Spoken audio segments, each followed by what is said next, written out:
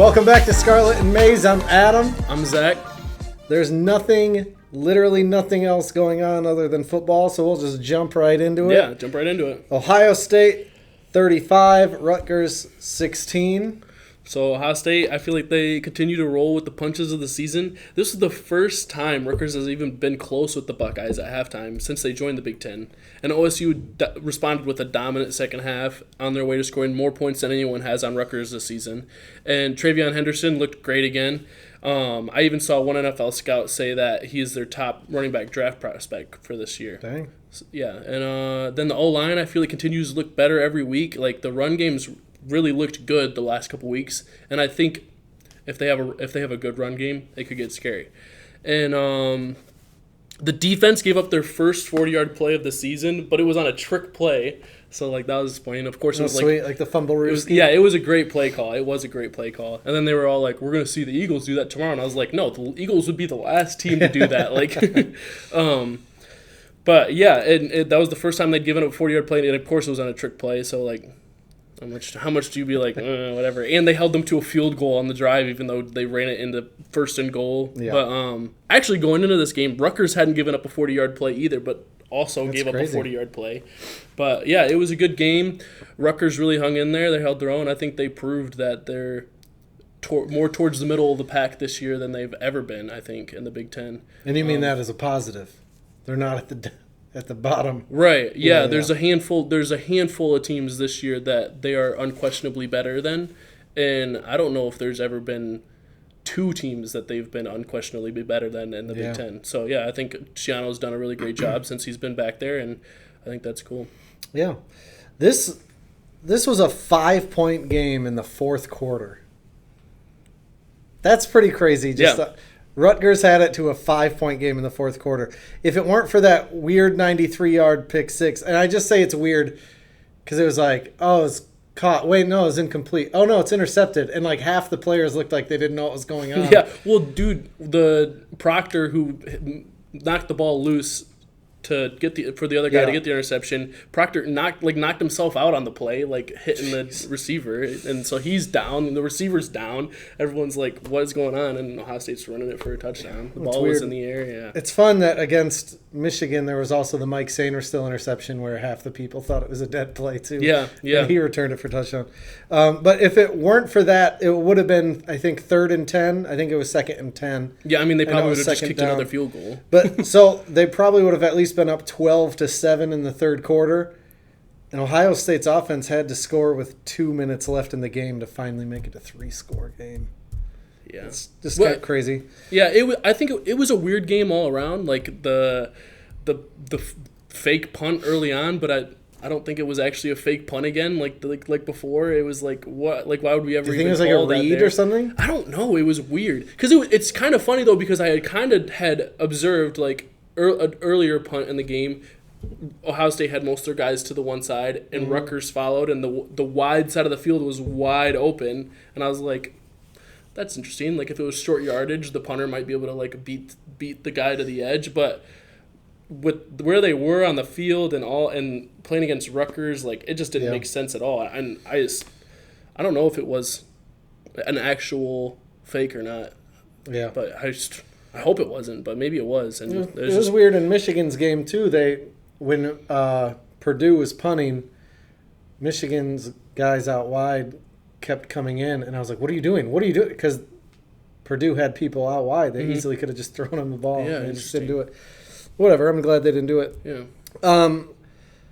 This game actually played out kind of similarly to Michigan against Rutgers. Yeah. Except Michigan ran out the clock on a 7-minute drive while Ohio State tried desperately to score again to make it look more like a respectable win. What did it seem like they desperately tried to score again? Just throwing it up to the best receiver in the history of college football. That's once they got to the red zone. Why would you not lean on your normal red zone plays in those moments? They ran the ball very well on those last couple drives. To be fair to Ohio State, Ohio State did give up over double the points and was outgained by Rutgers. Some fun facts. But it was also at Rutgers. That's true. Yeah. With their vaunted home field advantage. It was also, Michigan also played Rutgers before they got caught for cheating. Oh, that's true. Michigan had Connor Stallions there. Yeah. So some fun facts. Gavin Wimsatt, Rutgers' quarterback, had the exact same QBR down to a 10th of a percentage against Michigan that Kyle McCord had against Rutgers. Gavin Wimsatt didn't get to play with Marvin Harrison Jr.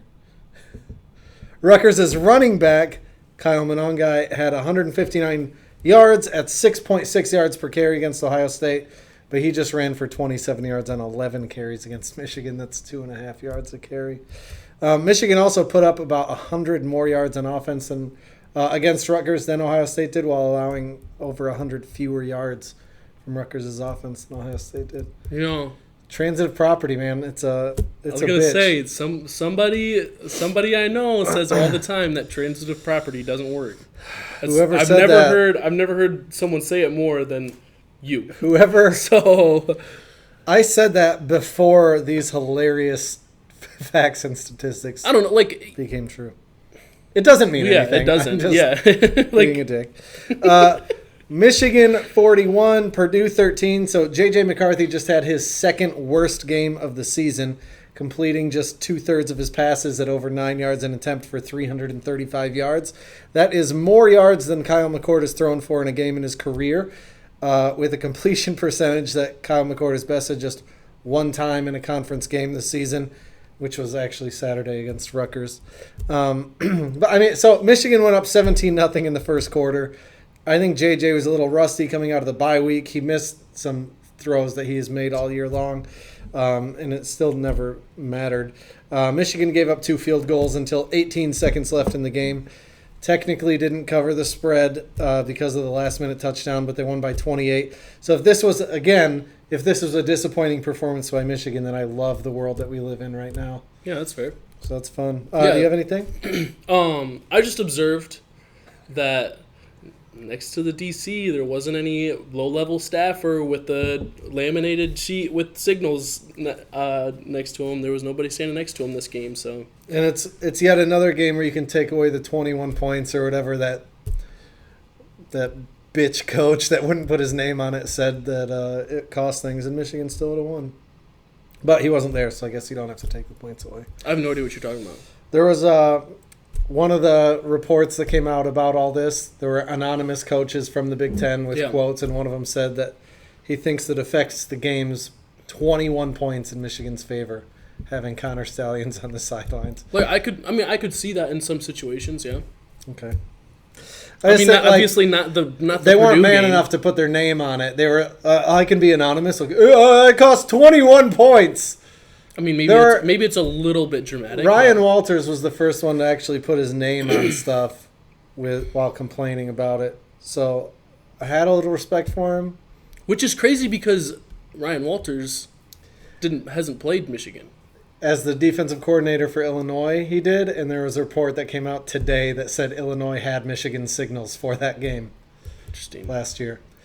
Yeah, but whatever. Anything else for that game? No, I'm just excited to see how Michigan can play in an actual game for the first time in almost a year Saturday.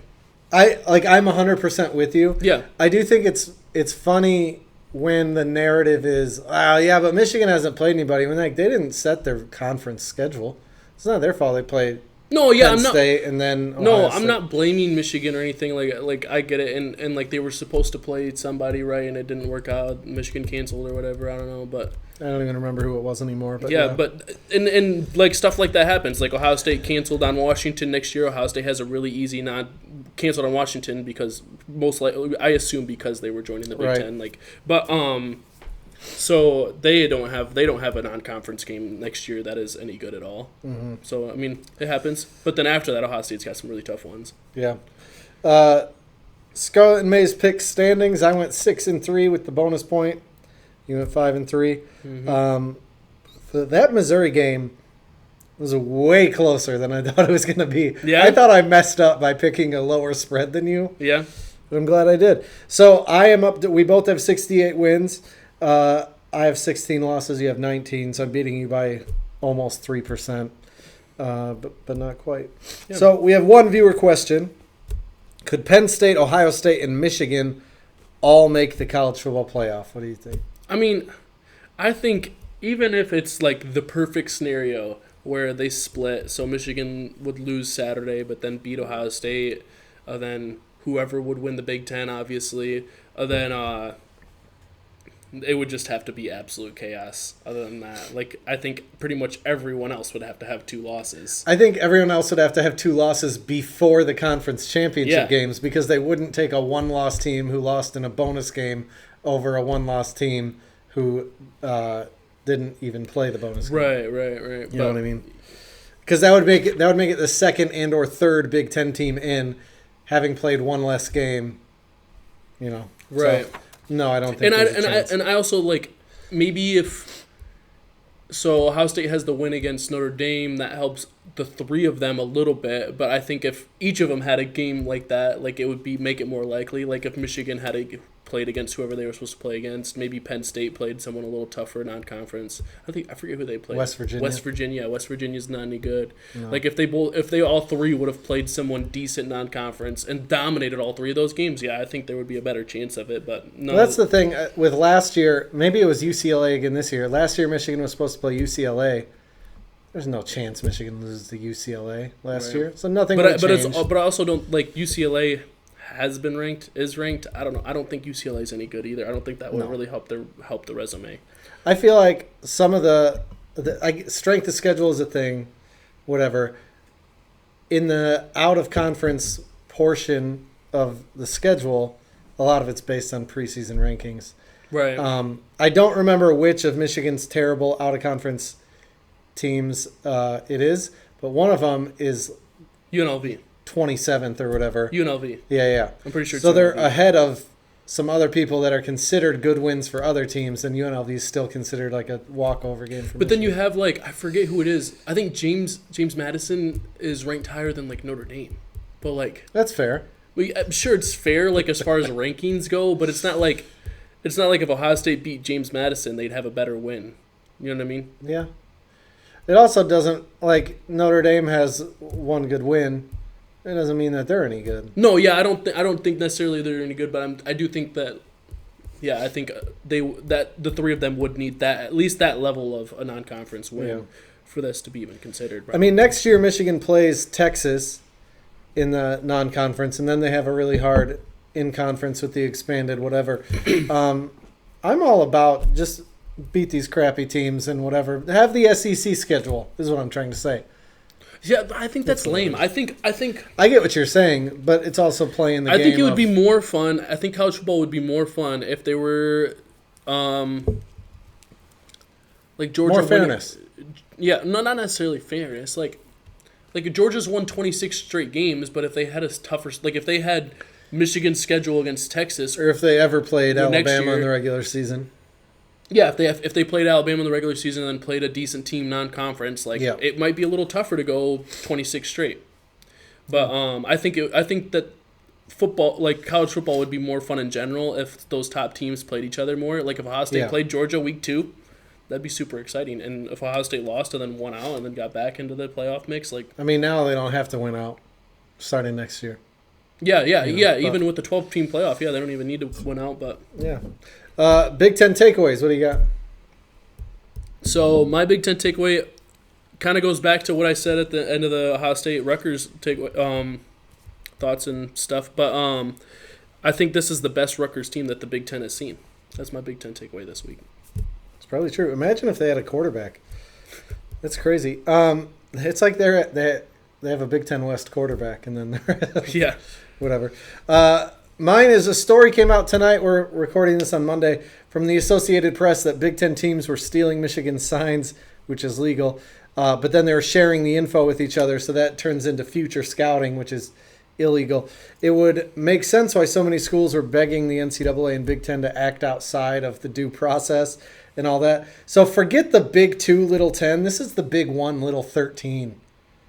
The conference members were, and probably still are, conspiring to beat Michigan on the field, but it wasn't working, so they're working to beat them off the field.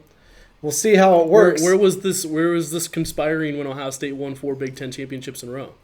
I don't know. They weren't bitching about Michigan doing something everybody else does at that time. So we'll see if it works in the end. But since Michigan is ready to sue to prevent anything from happening this season, I'm actually excited to see where it goes. But until I'm proven wrong, my Big Ten takeaway is Big 1, Little 13. Yeah, it would be really sad when Ohio State smokes them. That would be sad if Ohio State had the offensive firepower to smoke anybody. But one step further take. So that wasn't even my one step further take, which is not a hot take, but definitely not a cold take. What do you got? I've got I'm convinced that Marvin Harrison Jr. is so good that it would be a mistake not to take him first overall next year in the draft, despite how loaded the class is at quarterback. What if the Bears having the first and second round pick, if they did, second overall, because it's possible, but they could have the first and second. Yeah, you said first and second round. Oh, yeah, my bad. You're good. So if they had the first and second overall picks, what if they just took a quarterback 2 and took Harrison first? So that Harrison got more money. The quarterback would be pissed. Caleb Williams would be pissed. Yeah. Whether it's him or not. Yeah. It shouldn't be. You don't think he should be the first overall pick? No. More and more and more and more and more. I don't. Dude. Ryan Leaf was You do realize that their DC just got fired for a reason, right? Yeah. I also see, like, Caleb Williams supposedly demand ownership stakes, which can't happen. But then I also just see him crying like a little bitch on the sidelines. Dude, it is a little Bro sad. was sobbing into his mother's chest.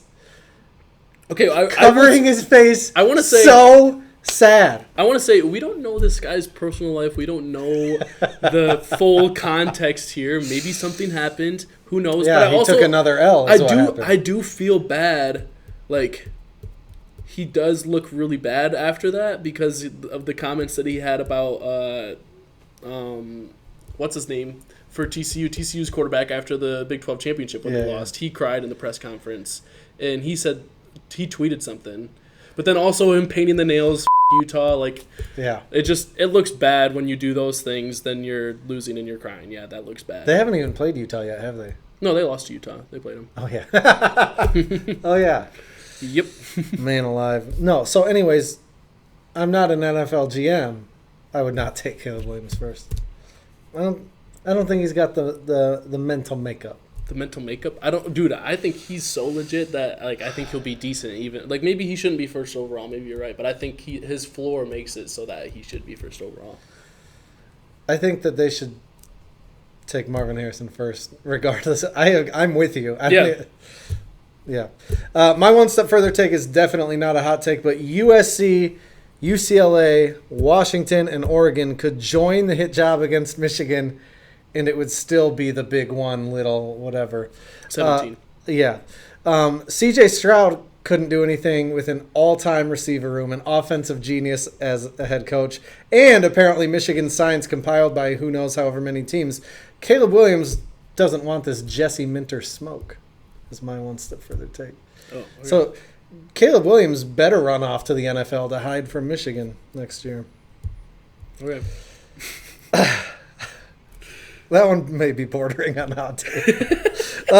Rapid fire turd pile picks. I feel like this week was actually harder, not because there's great games, but because there are equally bad teams. Like, I don't know. This is like the turdiest turd pile week, I feel like. I don't know. Whatever. Indiana at Illinois. Illinois is favored by 6.5. I got Illinois. I got Indiana. This is what I thought was going to happen this week. Maryland favored by 2 points at Nebraska. I got Nebraska. I got Nebraska as well, even though it was wrong last week. Rutgers at Iowa. Iowa's favored by 1.5. I want to know. I wanted to look this up before the show, and this just randomly reminded me of it. I think that this is probably going to be close to that record as far as over under, like. Because Iowa... I looked it up and I don't remember. Iowa, they broke the record last week with the over-under. Iowa, Northwestern, yeah. They at 30.5. And they did not disappoint. And they broke Iowa, Minnesota's record from a season ago. Yeah. And I wanted to look it up because... It ended 10-7. I looked at the over-under at halftime of the USC-Washington game. the over-under was 75.5. And I was like, this has got to be the record too. But I didn't look it up, so I'm curious if that was close to the record. But then, yeah, I feel like Rutgers at Iowa could also set the record. It should be a really low-scoring game, but I like Rutgers here. Okay. That's a bummer. So we're at the part of the pick standings where I have to battle my actual picks with trying to be smart. Okay. So you picked Rutgers. See, I think Rutgers is going to win, but I thought you were going to pick Iowa, and it took me a really long time to actually pick this game. So I also picked Rutgers, though, which... So you're not changing your pick? No, I thought it was going to be a gamble. But I don't know. I've given up on my 10% win differential that I was like shooting Doesn't for. it give you a better chance picking the same teams as me? Yeah, I thought you were going to pick Iowa. No, but doesn't it give you a better chance picking the same team as me? Yeah. I was trying to... Oh, you were... I thought I was going to pick the opposite. I thought I was going to roll the dice. So I did in the Indiana-Illinois game. Yeah. But no, we both got Rutgers. Cool. That's too bad. Minnesota favored by 1 at Purdue. I got Minnesota. Yeah, I've got Minnesota as well. I don't know why. They're both bad. I was listening to something on my way here, and it said, so there were 4 teams tied in the Big Ten West going into this past week, and 3 of them lost on Saturday. Naturally. It's just... So it's Iowa's the front runner then. Yeah. The Big Ten West I didn't even think is about just that. so hilarious. Dude, So yeah, once Iowa loses this week, then there might be another tie. As soon as you think you have it figured out, they lose. So it's a guarantee. Speaking of thinking you might have things figured out, this is by far the biggest spread of the Turd pile. Wisconsin's favored by 11.5 against Northwestern. It's at Camp Randall, but I still got to go Wisconsin. I can't pick Northwestern. Yeah, I got Wisconsin. It's just Northwestern's going to win. On to the varsity games. Michigan State is favored by... Michigan State is at Ohio State, who is favored by 30.5. Can we just say that the Iowa-Northwestern game opened at 29.5 was the over-under. Closer to game time, it was 30.5. Yeah. Ohio State's getting the points that they thought Iowa and Northwestern might score. Combined, yes. So good. Awesome. What do you got? I got Ohio State. Oh, that's all? Okay. Yeah, I don't know. Yeah, I mean, it's Michigan State. I don't know what else you want me to say about it. For the Michigan State game, you were talking about how your mom is a big Michigan State fan. And yeah. So that's why you chose them. My mom was also a big Michigan State fan.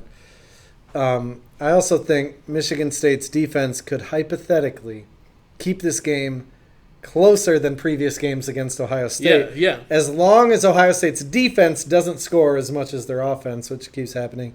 Not as much, but, they keep giving them points. So, I can't think of the halftime score last year. But the year before that, it was 49-0. The year before that, it was 28-0 at halftime. So, even if they keeping it closer, doesn't really mean much. I mean, I got Ohio State. They dominated Michigan State last year, too. Harlan Barnett's coming off the biggest win of his career. Because it's the only win of his career. Yeah. No, I got Ohio State. Yeah. Game of the week is number 3, Michigan, favored by 3.5 at number 11, Penn State. I don't have much to say. I hate James Franklin. I don't think Penn State's running game can do anything. I don't think Drew Aller can throw the ball downfield consistently. I'm just going to say Michigan by 14. Yeah, I tried to come up with a reason to pick Penn State, but I just really couldn't. I just don't think Penn State's that great of a team. I think where Penn State is good, Michigan's just better. So I couldn't convince myself to pick them. So I got Michigan by 3. So because I don't think they'll cover the spread, the 3.5 spread. Yeah. Things no one is talking about. You've got a few, so do you want to go first? I do. Since Connor Stallions was suspended, Michigan is scoring 6 more points per game on offense while giving up fewer points on defense. They're also gaining 4 more first downs per game while allowing nearly 2 fewer per game. Michigan went from allowing first downs on 33% of third downs to 23% of third downs since Stallions was removed. Overall, the defense went from giving up 4.34 yards per play to 3.9 yards per play. Michigan has improved since Connor Stallions got moved off the sideline. Yeah. Just They saying. played Michigan State and Purdue. No one is talking about this, Zach. These are facts. Nobody should be talking about Not this. rumors. Facts. Maybe we should change. We should change it to things no one is talking about that people should be talking about, because nobody should care about that at all. Into my second one. Purdue's offensive coordinator was wearing a prohibited electronic device on his wrist and Apple Watch in the booth during the game on Saturday against Michigan, which is against the rules. So I expect the NCAA and or the Big Ten to demand he and head coach Ryan Walters, because he had to know. There's no way he didn't know. Be suspended for the rest of the year. What do you got? So, bowl-bound Indiana realistically could be bowl-bound. It's not likely, but I would say it's at least realistic. They just beat Wisconsin. The remaining schedule is at Illinois, definitely winnable. I just picked them to win. Then they play MSU at home. Then they're at Purdue. Like, I would assume, other than like Illinois, like I'm honestly surprised Illinois is favored in this game. First of all, because Illinois is Terrible. not much. Yeah. I don't think they're 6.5 points better. Maybe just because it's at Illinois, but like realistically, if this was a neutral site game, all 4 of these games are neutral sites. Like Indiana, you could argue that they should be favored in all 4 of these games. All That's 3 crazy. of these. All 3 of these games. I know I said 4, but. Yeah. That would be a big win for Ohio State. I will say, like, I don't think it's likely that they win all 3, because, I mean, even winning 3 They're games in a basically the row- Big Ten West. Like, they're basically in the Big... Right, yeah. It's like there's Michigan, Penn State, Ohio State, and then every other team in the Big Ten is Big Ten West. But how awesome how awesome would it be if Indiana made it to a bowl game after starting 2-6? After Ohio State said week 1, Ohio They'd State players said probably week lose 1 to- that they were bowl bound. They'd lose to a directional Michigan school. Yeah, who cares? They'd In still Detroit. be definitely bowl bound. Yeah. Maybe save the coach's job. In the last 3 seasons, FBS teams are 4-49 when having less than 170 yards on offense. Iowa has all 4. And it should be 5 if it weren't for a terrible call against Minnesota a few weeks ago. Wow. 4-49 should be 5-48. Yeah. It's incredible. All Iowa. It's incredible. Tweet of the week. What do you got? So I've got from @TimShoemaker. I have no idea who he is. This tweet just went viral. But it says, Michigan's punishment should be it has to hire Brian Ferentz as OC and Alex Grinch as DC, effective immediately. It sucks that he specified. I told you before we started recording, someone sent me something similar, and I was like, I'd rather take Brian Ferentz as DC and Grinch as OC. Yeah. That would be really bad. Yeah, dude, which I think is fair. No, I'm just kidding. But, dude, Alex Grinch and Brian Ferentz both should have been fired a year ago. I don't know how, Alex Grinch made it this long with Lincoln Riley not being his dad. Like, I don't know how he made it this far. Like, Alex Grinch should have never been hired from when Riley left Oklahoma. But, yeah, Just these have got to crazy. be the worst coordinators in Power 5 this year, for sure. I have 2. The first from Scott Bell. He said, "Wow, C.J. Stroud is a beast. It feels like he must have been absolutely unstoppable at the college level, especially if he was surrounded by generational talents at the wide receiver position." Here's my question to you. Did Connor Stallions cost C.J. Stroud 2 Heisman trophies? I don't even want you to ask me that question. Because like there'd be no way of knowing how much it actually there's no way of knowing how much it actually affected the play on the field. 21 points in a game, so that means Ohio State would have won one of those 2 games. Don't be dramatic. Don't be dramatic, because we both know that like football is a long game, but momentum can carry you certain places. And Ohio State had a chance to go up 14-3, and there's that clip that we all saw on 2nd and 9. Run right, 3rd and really long is a lot. 3rd and really long is a lot different than 3rd and medium. Especially in the red zone. I'm surprised they haven't zone. asked C.J. Stroud about this Yeah. and have him be like, "What do you mean?" How he answered things so poorly before. What was your Heisman moment? Oh, it was this play that got called back due to a penalty. It would be great if he was like, "Yeah, I think Connor Stallions did cost me 2 Heisman trophies." Anyways, no, I don't, because I don't think Connor Stallions did much meaningful. Well, like that's obvious. Like obviously, you assume that, but there's no way. There's no way to really prove that he didn't do anything meaningful. There's no way to prove it. Counterpoint: C.J. Stroud very well could have had Michigan's defensive play calls. Very well, based on what? The report that came out today. Yeah, cool. I don't like my second one. Moving on from Connor Stallions, this is from Tom Mars, the great lawyer who just kills the NCAA all the time. Federal court ruling exposing the NCAA to $4.2 billion in damages suggests the NCAA should get its affairs in order. Short of a miracle, its life expectancy is estimated to be 14 to 15 months. This is not a joke. This is not... There's a class action lawsuit against the NCAA. I think he said they're worth something like $400 million or something, and they're about to owe probably $4.2 billion. We might be able to just all hire private investigators as like the governing body for college football. Yeah. Like they might have to figure something else out. I'm obviously joking about private investigators, but like the NCAA seems to be on its last legs. Crazy. And that just makes me feel like this is the most wonderful time of the year. With that, we'll see you next week. Go Blue. Go Buckeyes. The NCAA.